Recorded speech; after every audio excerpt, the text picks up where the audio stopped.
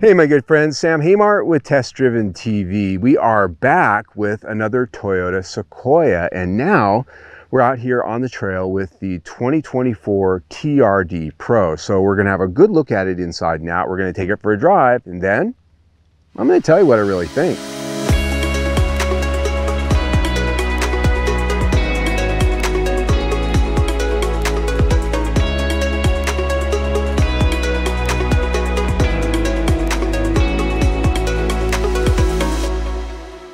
All right, my friends, let's have a look at the vehicle we've got before we get out for a test drive. And what I will tell you is that we were just out here in almost this exact same location about a year ago test driving what was then the all-new 2023 Sequoia, and it was a limited trim grade, more of a luxury-oriented model.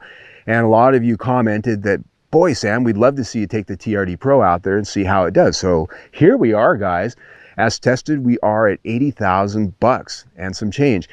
This is not the most you can spend. You can get a few other packages on this trim grade and get up to about 82, 83 before you go nuts at the dealer with accessories. Stepping up to the TRD Pro means that you get a lot of visuals and you get a lot of tangible items that really upgrade the capability off-road. And so let's talk about those. The visuals first, black emblems all around, black trim here and there, and up on the hood sort of these big bulging muscled arms sort of sculpted into the hood with armbands that say TRD Pro, a heritage Toyota letter grille on the top, some marker lights. In the middle of the grille though, look down there, you'll see a big LED light bar, which is great for off-roading, gets some extra light and visibility at night. Big LED headlights, which are adaptive on this one, standard. Down in the lower fascia, fog lights as well. Now, looking further down underneath there, you will see that this does have a pretty robust aluminum skid plate, although it's kind of tucked up in there. You don't really see it coming down the road like you would on a 4Runner or a Tacoma. Coming around the corner, BBS forged alloy wheels, 18 inches in size, and mounted to them are some Falcon Wild Peak 285 by 65 33-inch tires. And these are a pretty nice tire. If you've tried looking to replace these on any vehicle that they might already be on, they're not exactly cheap. Good tire. And a nice visual that's part of this trim grade is sort of the plastic camo finish wheel arch moldings. They not only look cool, but they do have marker lights both on the front and at the rear. Suspension, well, that's really what you spend the money for here on the TRD Pro. Up front, this has a pretty exotic looking TRD Pro forged aluminum upper control arm. And this has internal bypass Fox shocks with coilovers, and finishing off the front suspension is a bright red TRD anti-roll bar. The rear suspension on this is a solid axle 5-link setup, and here we have the upgraded remote reservoir off-road shocks. All of the extra suspension bits that this has gives us an increased ground clearance of 9.1 inches, which is not a huge lift, but it is an increase over the stock vehicle. One thing I do want to point out down here on the sides are running boards, and they have a nice grippy finish on them so that your boots are not going to slip on these even if they're wet. Are they necessary? I don't really think so, if I'm honest. In fact, on an off-road themed vehicle like this that's not very tall, I would want them off, and I suggest if you're going to off-road with this, take those off, because I actually scraped one of them out here doing our shooting today on our very mild trail that you're going to see me drive here in a couple of minutes. Not even hardcore off-roading, and scrape. At the back hatch, one of the features I really do like about this is the window that you can open separately from the entire gate itself. And that allows you to just sort of pop in there really easily. And perhaps you've got an ice chest in the back and you just want to grab a drink out of there. But if you do want to open the entire thing, this is a power gate, which we would expect at this price. You press a button on the key fob, press a button on the gate, or inside, open it comes, and you can close it. Great for shopping at the big box store. A look at the rear bumper.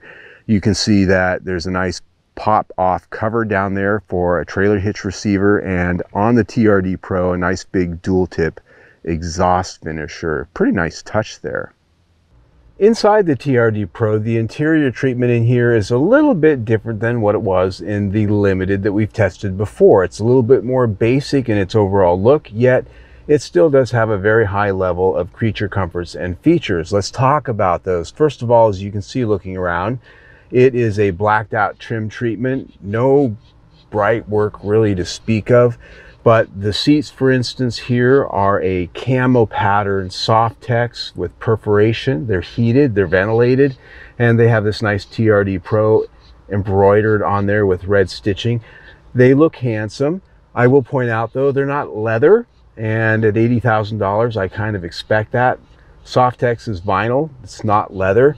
It feels nice, it looks nice, but I have found that during my week with it, especially in the 100+ degree temperatures I've had here in Arizona, they're a little sticky. But they are power operated and the comfort level here is reasonably good. Other notable items are the fully digital instrument cluster ahead of me and a leather wrapped steering wheel with full controls on the steering wheel. Center stack has the big screen here that's common now in not only the Tundra but the Sequoia. Below that, hard controls for the HVAC and a number of other things. There is a big volume knob here for the infotainment system, and then below that, hard controls for things like the traction control, the locking rear differential, and then down below a place for your phone.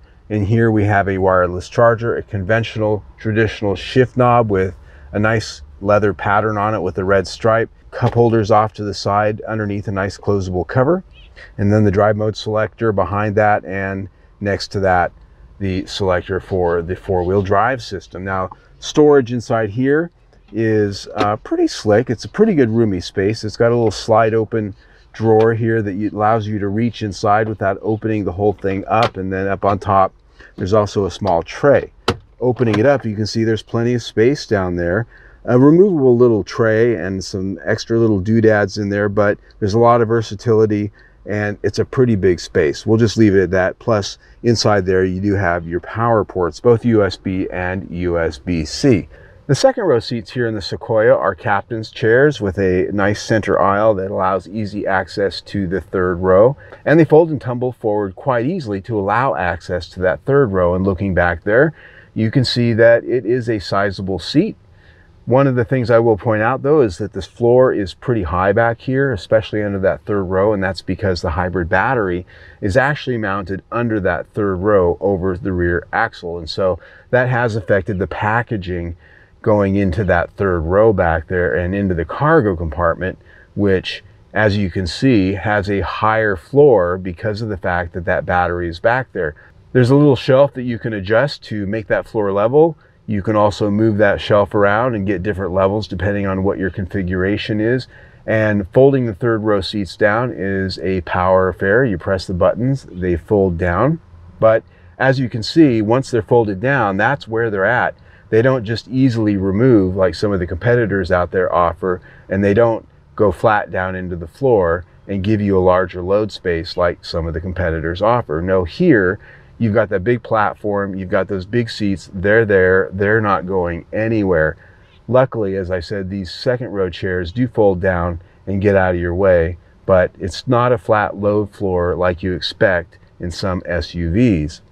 Now, as a passenger sitting in the second row, you can see I've got plenty of space. These seats are set for my height, about 5'9" with my boots on. I've got about 6 inches ahead of me. But as you can also see, my knees are kind of perched up. Even though this is a large full-size SUV, the seating position is relatively low compared to the floor. So I don't have the same kind of scenario that I do up in the front row. But basically means this is kind of an unnatural seating position, and combine it with these seats which are sort of flat and unsupportive. I'm not that comfortable back here, and we do have some amenities. These nice window shades. We do have air vents back here on the rear of the center console, as well as HVAC controls, power ports, and down below an AC outlet, which is a nice bonus. One of the things I do like that's part of this trim grade is this large rubber floor mat that completely covers the floor in the second row, the center aisle, and going back into that third row seating area. And you can also see it up in the front. Now, it looks a little lived in. That's deliberate because we have been out in the desert driving this thing around, and I like to show that you can live in this thing. I like the fact that they are included in this trim grade, and they didn't charge us another extra $300 or $400 like Toyota typically does for things like floor mats. I have to talk about something though. This is an interior that is identical, at least from the driver's standpoint, to the Tundra, which I've test driven a few times, and the last Sequoia, And I got to talk about the quality issues in here. A lot of cheap plastics everywhere your hand roams. Not something I expected $80,000, but the very first thing I noticed when I sat in here the first day I got this vehicle, I looked straight at this red stripe on the steering wheel, which is sewn on not only off center by about a ½ an inch, it is crooked AF. I got to be honest with you folks, that set the tone for my test drive with this vehicle this week. I cannot unsee that. Every time I get behind the wheel, this red mark, which is meant for in racing, for off-roading, to help you gauge whether you're pointing straight or not. When you set the steering wheel straight, it's crooked. If you set this thing straight, you're veering off to the left. Not good, right? But the quality gaffes on this interior continue. There's loose pieces to trim over here on the console that if you grab a hold of them just right, they fall off in your hand. Over here, this is cheap plastic going on up here. You can see almost a ¼ inch gap between this and the ceiling. And if you touch it and try to put it back, it falls apart. Even in the back, one of the side window blinds fell down this week, and the little plastic tabs that hold it up, they don't stay on. And they just come off, and a couple times opening the door they fell off and just fell on the ground. I had to put them back up there. Over here on the glove box door, this rattles as we're driving down the street. You can push on it, and if you look at it closely, the color on the glove box door does not match the color on the surrounding plastic. It's a visible difference. It's like, I don't know what's going on with Toyota. The last few years of Toyotas that I've been driving, their interior quality has just been getting less and less and less. And particularly in this new range of pickups and SUVs in the full-size realm, this interior is really falling behind in fit and finish, quality, and execution. It's really quite sad. So when it comes to judging this interior, you've already heard me kind of talk about some of the things that I'm not very happy with, and it really has to do with quality, fit, and finish. I'm a type A. I want everything to look right, and I want to feel right, and I don't want it to rattle and feel like, you know, I got ripped off. If I'm spending $80,000, I expect an $80,000 interior, and this is not it. This interior gets 3 out of 5 stars. When it comes to the infotainment system, this is a system that has been rolled out across the Toyota line as far as the feature content and the design, the user interface. This is the big screen here in the full-size Sequoia as well as the Tundra. And as you can see, it appears to be fully featured. It does have wireless Android Auto, Apple CarPlay. It does have satellite radio. It does have navigation. It does have Bluetooth connectivity and a number of other things. But so much of this is cloud-based, and therefore so much of this, a lot of the feature content that makes this competitive is subscription-based, which means to compete and to make it competitive with a lot of the other vehicles out there, you have to pay extra on a monthly basis for a lot of the features. And if you don't, you suddenly get a system that has less feature content, less abilities, and less services. So if you're not paying that fee and subscription, suddenly things disappear on you and you don't have the functionality that they advertise to you. When you're spending $80,000, I've got kind of a bone to pick with that. Don't appreciate it. Now, when it comes to audio quality, this is the JBL audio system, which is typically Toyota's top of the line. In this case, not that good. The audio quality, so-so. I wouldn't call it competitive with some of the Bose systems and some of the Harman Kardon systems I've heard in other brands. Navigating your way around the menus and using the system is not quite as intuitive as some of the other brands out there. It is sort of a Google Android backend, and one of the things I've noticed is that it doesn't always respond to your touch when you get in and you start trying to tap around and get through, move from one menu, one area to the other. Sometimes there's a delay, oftentimes I have to touch it twice, maybe 3 times to get it to respond to a button. And so it's a little bit annoying in that way. So you can tell I'm not very happy with this system.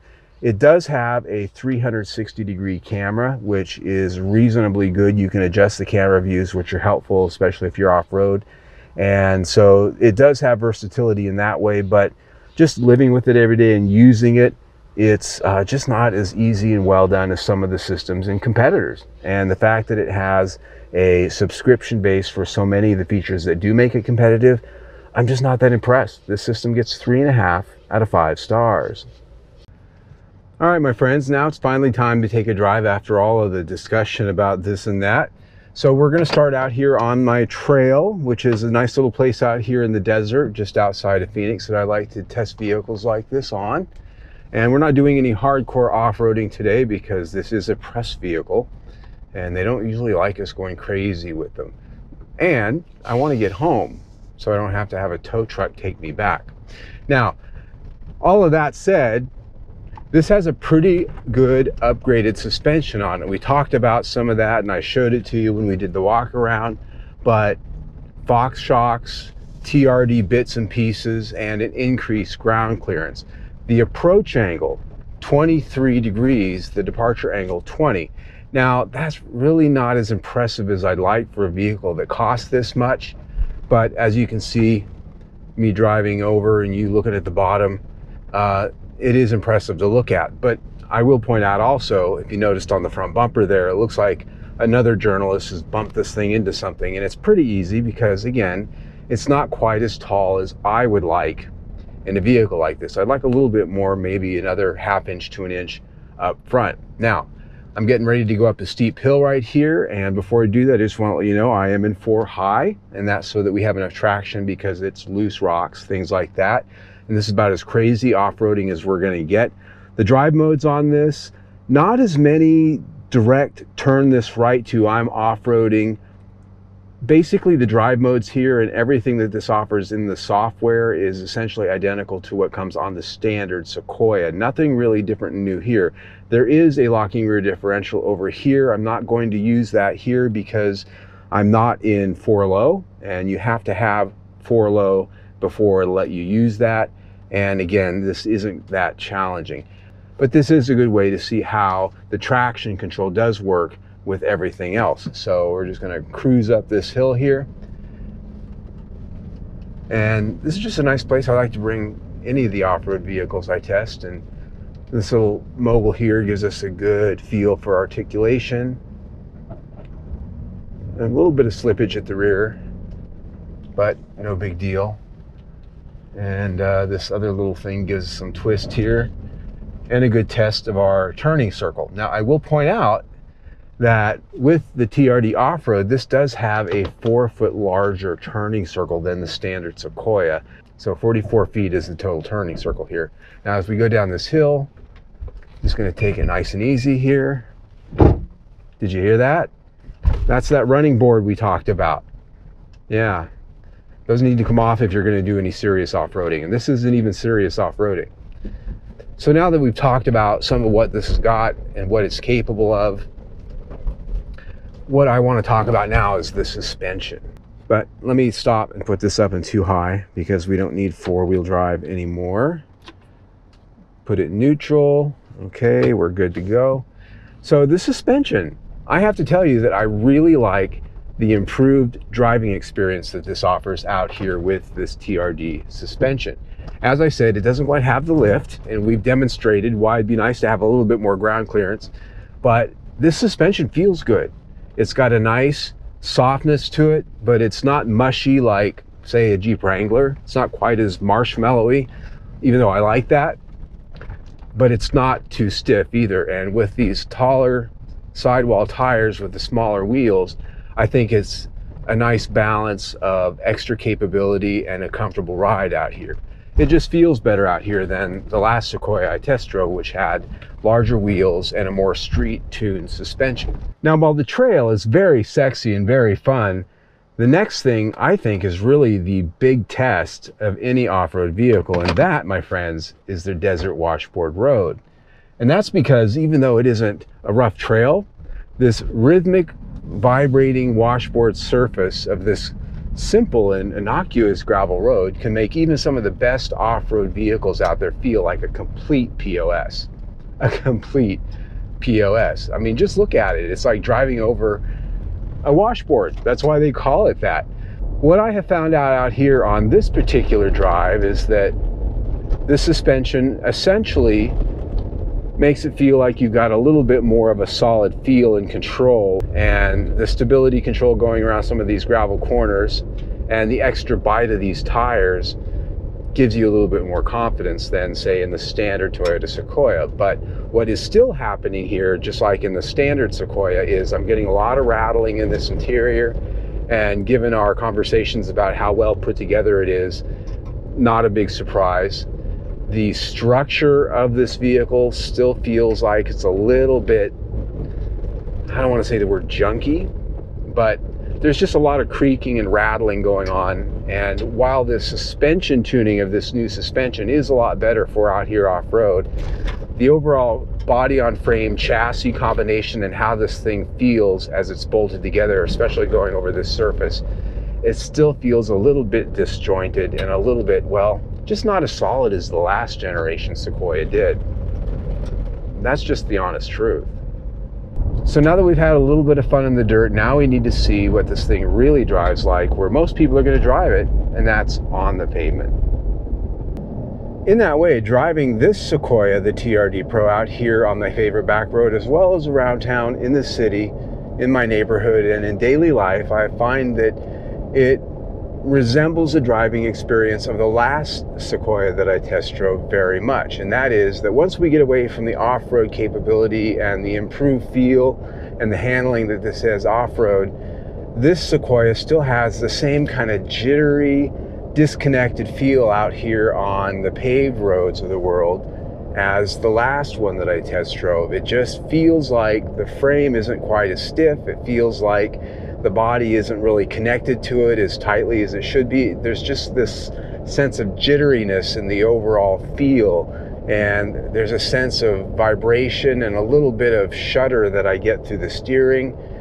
It just feels like things aren't quite as tight as they ought to be. And I know that sounds funny since I just talked about how much more solid it feels off-road, but when you get on smooth pavement and you can actually feel the nuances of what's going on here, it's still not quite, it doesn't feel its price.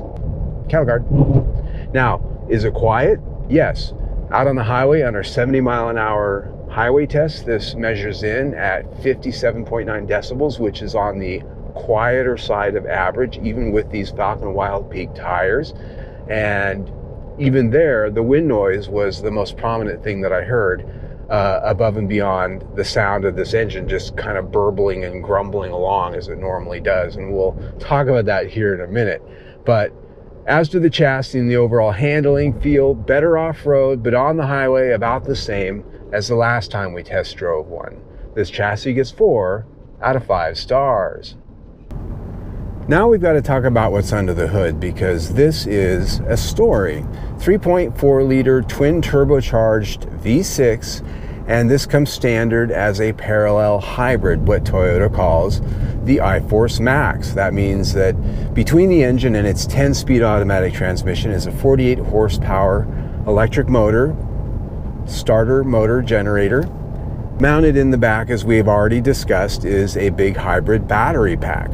The idea is more horsepower and better fuel economy. Horsepower, 437, torque, 583. That's impressive. So the question I always like to ask is, how does it go? So we're going to come to a complete stop. We're out here in the middle of nowhere. And go. Ooh, nice roll off the line. Not a terrible sound. And 60. Now, power comes on strong. It ought to. 583 pound-feet of torque is pretty good. And as you come around corners and you lay into the throttle, when you really give it full power, it doesn't have a bad sound. But what I have found driving around town and just normal everyday driving at maybe not full power, this has a very artificial manufactured sound that doesn't at all sound like a V6. It's meant to kind of make it sound like a V8, but what they end up with is this sound that just sounds weird, and it's almost overdone, and it's totally fake. And I know this because these engines truthfully don't have any sound at all other than what they've manufactured. And so with the intake system and other measures that they've done, it has a fake sound that just driving around in traffic or on the freeway, it's constantly growling and grumbling, and it's just, maybe about 8/10 when it really should be about 5 or 6/10. It's a bit much, not necessary. And you know, they don't have to try to prove that this sounds like it has a V8, because I know that it doesn't. I would just prefer they made the V6 sound a little bit more natural. All that aside, the powertrain itself does work well. The refinement of the electric motor versus the gas engine, the starting and the stopping, all does work pretty well. This does have a pretty impressive towing capacity as the result of this powertrain, 9,020 pounds. But fuel economy, that's really why we go hybrid, right? At least most people, when they hear hybrid, they think, oh, fuel economy. This is rated at 19 mpg city, 22 highway. Now, if I'd actually gotten that, that would have been great. In my week with it, I got 16 mpg, 16. And I barely got that. It took a while to get that average up to that point. I started out around 13 or 14. Fuel economy, not that great. In fact, given all of the rough, noisy engine, the big battery in the back that takes up a lot of space, the curb weight here, which is 6,150 pounds as a result of all this hybrid stuff, not a lot of payoff for that. Not a lot of payoff for that. So my takeaway here is that just like in the Tundras that I've tested and the other Sequoia, this is an engine that's kind of rough in terms of its running and its noise, and it really is quite thirsty. This powertrain gets 3 out of 5 stars. Okay, my friends, we've taken it for a drive. We've looked at it inside and out. I've told you a lot of things about what I think and what I perceive about this vehicle. And the last conversation we're going to have here is it worth the money? I've got to tell you, this is a vehicle that I'm pretty disappointed in a lot of ways. And when we test drove the last Sequoia that was a more luxurious model, not so much off-road, I had a lot of the very same things to say about that one. So it's not this particular vehicle, it's this model in particular. And so we talked about a lot of the things that are really big letdowns. A lot of it's about that cheap interior. There are quality issues in there, there are design issues in there that are almost unforgivable at this price, let alone from this brand. I mean, growing up, Toyota was always the baby Jesus, can do no wrong, golden child of brands. You know, they last forever, they never break, it's got a great this, that, and everything else. But the fact of the matter is, they have fallen down in the last few years of a lot of the new vehicles that I have tested and experienced, particularly in interior quality. Cheap plastics, bad fit and finish, and just the kind of stuff you would have expected from Chevrolet, Ford, and Chrysler in the 1980s. And today, if you look at any of those brands for a full-size SUV, they've got interiors that are miles and away better built, better designed, and just better executed overall. I can't overstate that enough. And then you look at things like the compromised drivetrain with the rough, noisy, weird-sounding engine, all of the packaging issues with the hybrid battery in the back, and for all of that, we get about the same horsepower, maybe a little bit more, and about the same fuel economy that we used to get with the V8. Why bother? I mean, really, why bother? Give me the V8 and let me have some space in the back that I can actually use for my money, and a sound and a feel driving it around that isn't weird and fake. I mean, so and then the chassis, you know, it's much better with the TRD Pro out here on the trail, but it's still not the best chassis that I've experienced in a Sequoia. The last generation was better, in my opinion, with the independent rear suspension. It felt of a higher quality. It felt better on the road, on the highway. Yes, this has a great tow rating. Yes, it is solid, maybe a little bit simpler than the old generation, but it just doesn't feel like it. It doesn't feel like it. So when I look at all of the things that I sort of look at to measure, is it a good value? Warranty plays into that, not the longest warranty in the business out there. It's class average.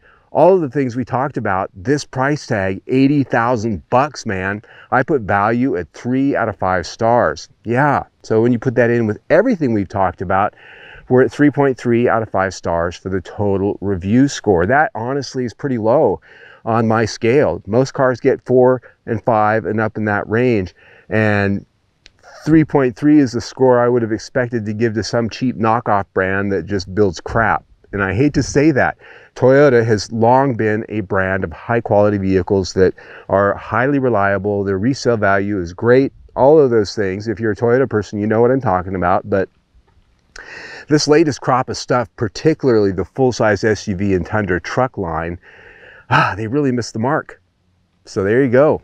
That's my unvarnished, what I really think. So there you go. If you like what we do, you can see our latest video right there. Better yet, subscribe to our YouTube channel, and you can do that right down there. Either way, stay tuned.